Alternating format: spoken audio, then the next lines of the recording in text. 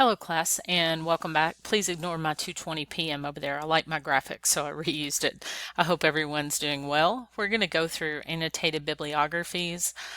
This is a presentation that I actually give in class, and I wanted my online classes to have the benefit of that. It's a little bit more difficult to get all the ideas across, but I'm going to do my best. And this may be in 2 videos because I'm limited to 15 minutes each, but I will see what happens. So let's get started. So this is where we're going.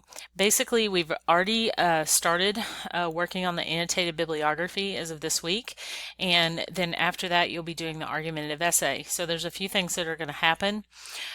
You're going to be really thinking on your final argument if you have not already done so, and you'll be asked to do some work with that to make sure that you've got it all panned out. So that's where we're headed. By the end of this presentation, it's my hope, and you won't be doing the in-class activity because it's impossible to do online, but if you were in my class, you would actually do a pretty cool activity where you're able to look at some annotated bibliography entries and make sure that they have all the components that are needed for the annotated bibliography. So I'm hopefully going to reintroduce you or familiarize you if you've never heard of an annotated bibliography. And it's a pretty nifty thing to use for research, so hopefully you'll see that by the end. Understand the benefits of doing annotated bibliographies, and of course understanding some basic components. And you're going to see a few entries in here that we're going to have a look at.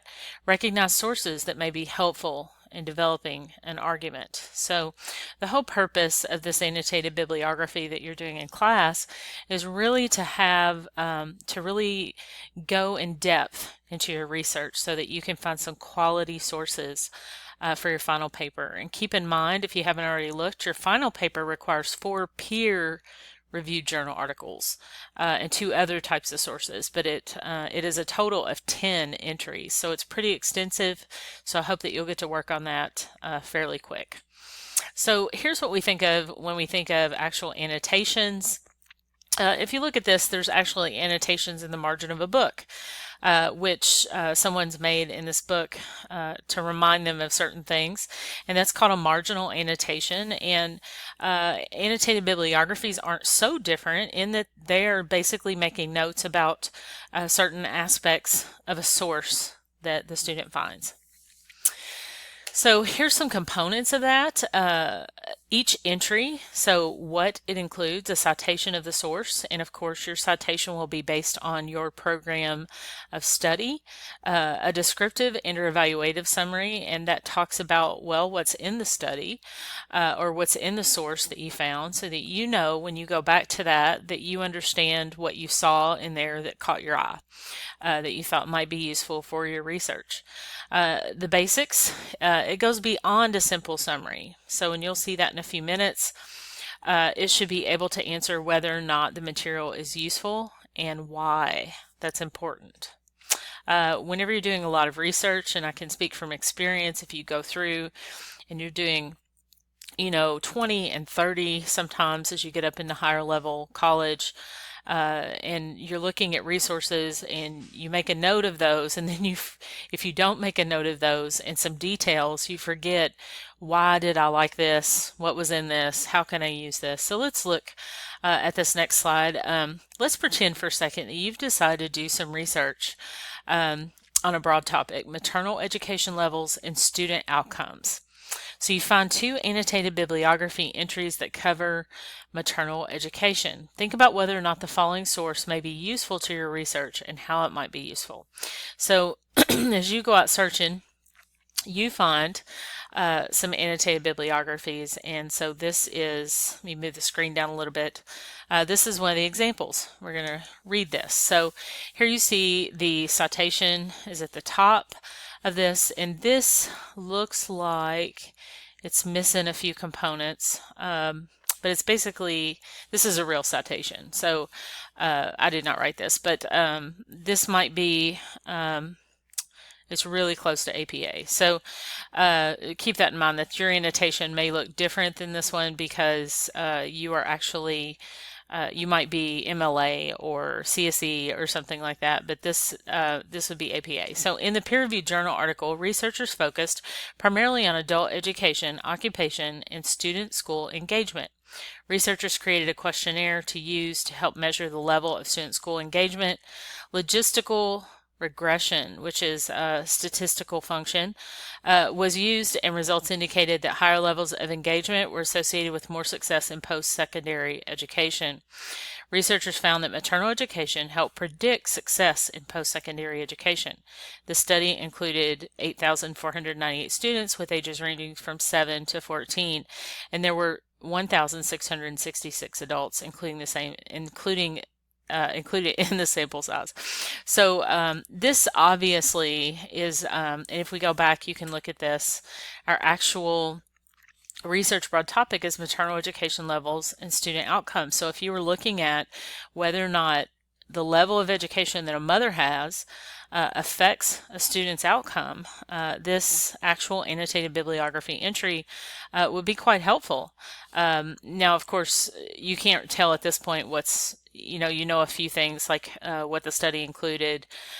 You'd have to go look in more depth, and you might see something similar to this as the abstract. So sometimes there's some pretty detailed information in the abstracts as well. Let's have a look at the second one. So this one again has what looks like APA citation at the top. And remember that all of your entries in an annotated bibliography will be in alphabetical order. So don't forget that. So you see this one, Abbott and Chapman, that's A, obviously, and then you go to C. So if you wouldn't mix and match these and put P's before C's, they're all alphabetically placed in order. So in this one, let's look at this. So they're telling that it's a peer-reviewed journal article. It's telling what they examine. So let's go into this. In this peer-reviewed journal article, researchers examine the effect that maternal education has on several factors, including behavior and cognitive ability, which cognitive ability may be directly linked to, depending on what you're looking at. If you had another source that talked about cognition and how it's linked to academic success, then this would be relevant. So the data for the survey or the study was taken from the National Longitudinal Survey of Youth 1979. Now notice that this is older. So you're looking at an aged study here. So that's something to take note of. The sample size was 12,686 participants between 15 and 22 years old in the original survey. And then it was conducted every year from 1979 to 1994. So here you have the most recent update of those. That's quite a few years ago. So unless you have a reason to use this research, it's probably not the best research to use. But it can show sort of a trend of what they found about cognitive ability if you wanted to do that. So the other one is definitely better so far. But then we go on. Then every 2 years thereafter, researchers use data up until 2008. So there you have the data again. It's a little bit better. It's getting better, right? So this is a longitudinal study that has really looked at these behavioral and cognitive ability over a long term, which is a good thing. So researchers measured mother's education according to the number of years she attended school and concluded that as maternal education increases, the child's academic performance increases. So as you read on down, you see that perhaps this is a good annotated bibliography. So at first glance, this appears that it's really, really old. And then as you go on down, they talk about how long it lasted. Now, ideally, you would want something to be within the last 5 years as a general rule, so that it shows that it's relevant and current. Some things don't change. But for research such as this one, maternal education, there may be some precedent set on several studies that's relevant to today. So you could make a case for it. And then it goes on to talk about the areas and talks about as the child's age increases, the level of maternal education has less impact. So basically, the older the child, the less maternal education has on impact. So that's a pretty interesting trend, but that's for another time. Okay, so which one might be most helpful? So let's have a look at this. Researchers found that maternal education helped predict success in post-secondary education. Example number 2, researchers measured mother's education according to the number of years she attended school and concluded that as the maternal education increases, the child's academic performance increases, specifically in math and reading, in 7 to 8 year old students. As a child age increases, the level of maternal education has less impact. So in example 1, at first glance, as we're looking at these, it really looked like the best one. And then as we read through this one on number 2, it clearly has some interesting components that fit right in with the research. And of course, you're the researcher in all of this, and so you have to make that judgment based on what you are going to write about. Okay, let's go ahead and click the link. See if we can get this to pop up. Uh-oh. The internet site reports that the item you requested cannot be found, so we're not going to be able to look at that. You can look, this is an annotated bibliography handout that is pretty useful. It might be that you need to copy and paste this to your address on the internet, and I will let you pursue that. But I think that the information in the folder that I gave you is going to make up for this. So don't worry about that. I think the examples are, there's plenty of examples. So this is actually a partner activity that we did in class, but I want you to have a look at the next few annotations with me really quickly. These are some questions that I asked students to look at regarding the annotations to follow. And these are really good questions because your annotated bibliography is based on these. So one of the things that would be good for you to do is to go through the next 4. If you look on the next, the actual next slide here, we've got a paper topic, the importance of physical therapy, and it has an entire entry.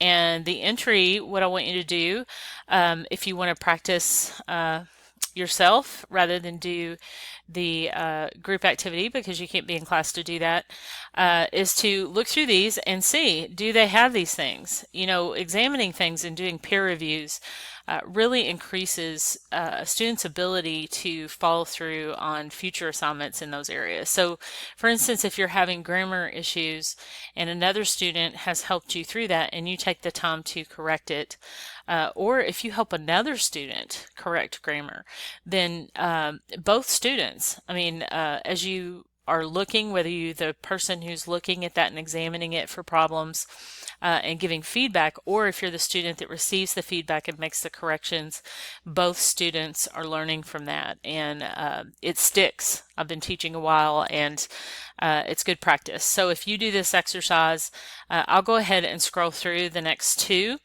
and if you want to come back to these questions and have a look and say, hey, do these fit? These are things that you will see on the writing prompt for the annotated bibliography. So the next slide that I gave students in class was this one.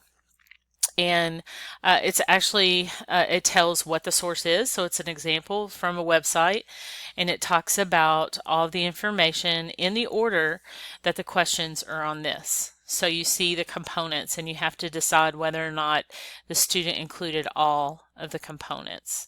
So you can see this one, and then here's another one, the importance of physical therapy. It's still in the same one, and it's peer reviewed, and I got it from an EBSCOhost database. Try to avoid the I's.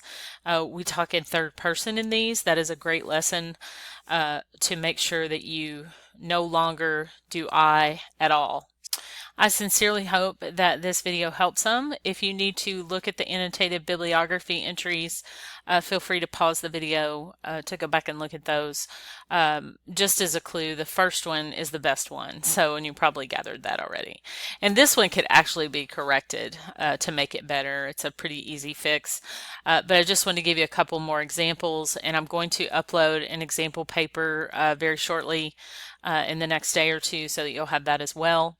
It's been a joy being your instructor. Please contact me if you have any questions, and I will talk to you in next week's video. Thanks.